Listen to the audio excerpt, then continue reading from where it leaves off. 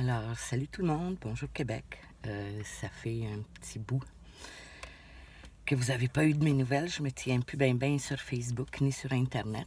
Par contre, j'ai eu vent et j'ai entendu parler de cette manifestation antiraciste qui a eu lieu dimanche passé à Montréal. Et j'aimerais m'exprimer là-dessus en tant qu'immigré. En fait, laissez-moi vous dire que c'est la plus grande manifestation remplie de haine et remplie de contradictions et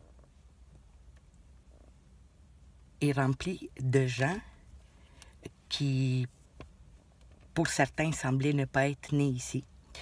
Pour d'autres, ils semblaient ne même pas être en mesure de s'exprimer en français. D'accord? Nous sommes au Québec, la loi 101, la loi de la langue. Donc, déjà là, ils ont diminué la portée de leur message. Ensuite, je n'ai pas vu aucun message rassembleur ou qui exprimait quelque volonté que ce soit du vivre ensemble.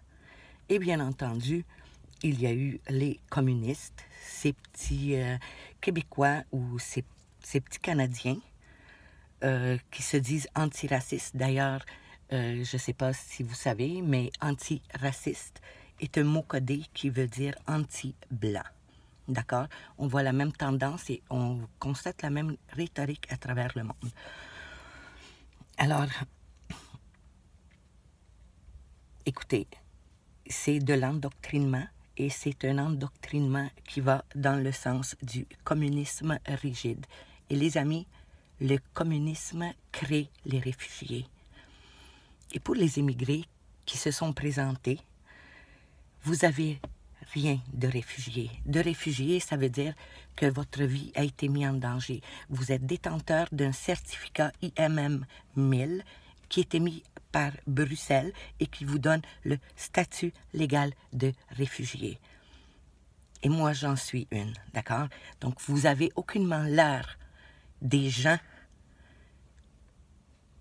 qui démontrent de la gratitude envers un peuple, envers un pays qui leur a sauvé la vie. D'accord?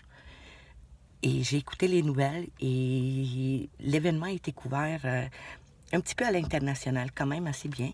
Et laissez-moi vous dire que de ce que ces immigrants-là que le Québec a reçus, qu'est-ce qu'ils ont eu l'air? Ils ont eu l'air à des parvenus plein la gueule, qui manque totalement de gratitude. Et d'ailleurs, c'est une tendance qui est vue à travers le monde. Des manifestations des musulmans qui veulent imposer, introduire leur voile sur la place publique. Et c'est leur façon d'infiltrer et d'intégrer les institutions sociales et le Parlement, et c'est par la voie juridique. Donc, on parle ici, le voile est une question en ce moment qui est rendue d'ordre juridique et ça touche aux droits fondamentaux. Mes chers musulmans et musulmanes, ici au Québec, oui, vous avez une loi qui protège votre liberté de religion, d'exercer et de croire en ce que vous voulez. Par contre, annexe à ça, et la loi tout de suite qui suit, c'est la loi qui protège la liberté de conscience religieuse. D'accord? Et votre droit de libre pratique de religion ne trompe pas le droit de toute une population à leur liberté de conscience religieuse. D'accord? Donc, non, en tant qu'immigré qui vit depuis plus de 30 ans au Québec, je peux vous dire qu'aujourd'hui, les immigrants reçus, vous l'avez très facile. D'accord? Le Québec est très généreux envers vous. Vous recevez beaucoup d'aide, tellement que même dans vos propres pays, vous n'avez pas reçu ça. Et vous savez quoi? Les vrais Syriens, les vrais réfugiés syriens, ben, ils se tiennent pas loin de la Syrie. D'accord? Ils attendent que la guerre finisse pour rentrer et rebâtir leur pays pour la énième fois. Et là, en même temps, on est en train aussi de salir la réputation des Syriens et la réputation de quelques peuples qui n'ont pas d'affaires à être là.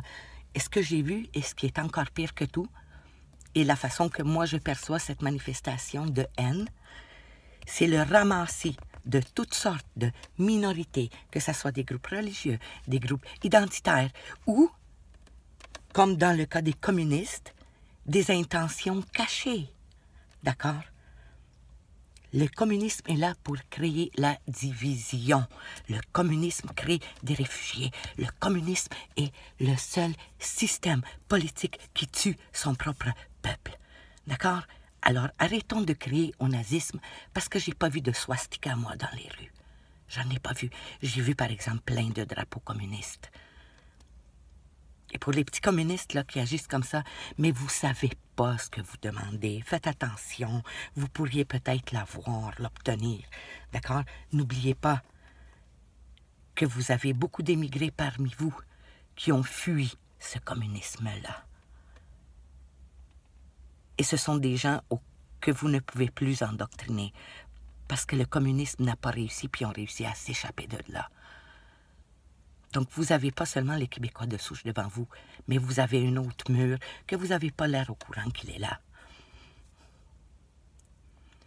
Et une autre chose bizarre que je demanderai à tous les Québécois de remarquer, c'est l'implication des voix juives indépendantes, d'accord, avec le Scott Weinstein. Moi, je vais vous dire quoi, OK?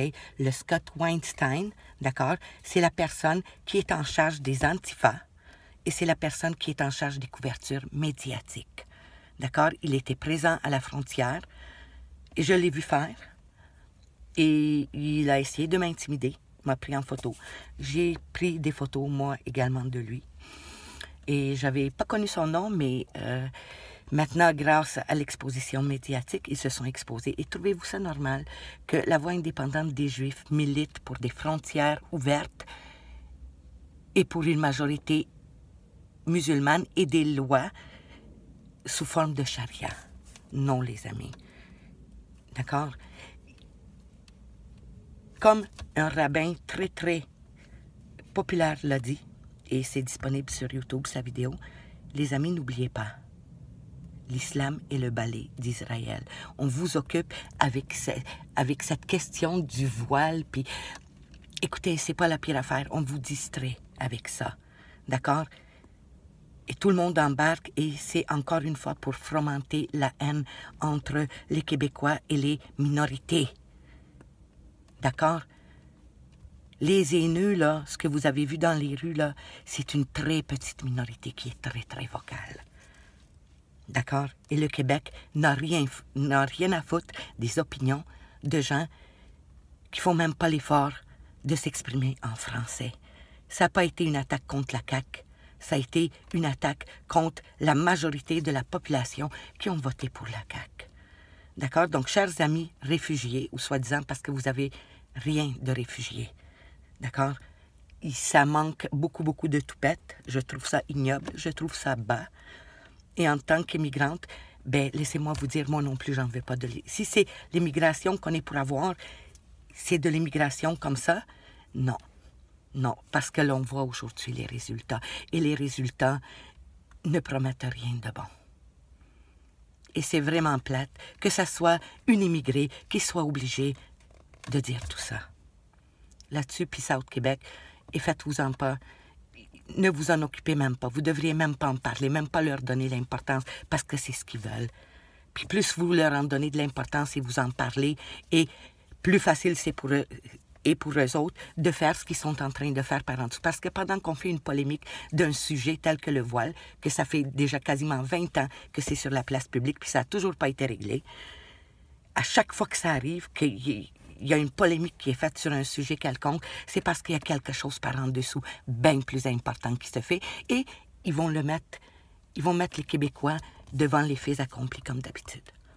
Ouvrez vos yeux, Québec, puis cette minorité visible-là, ces associations de minorités anti-blanches, vous en avez rien à foutre. Occupez-vous-en même pas. Là-dessus, peace out, Québec.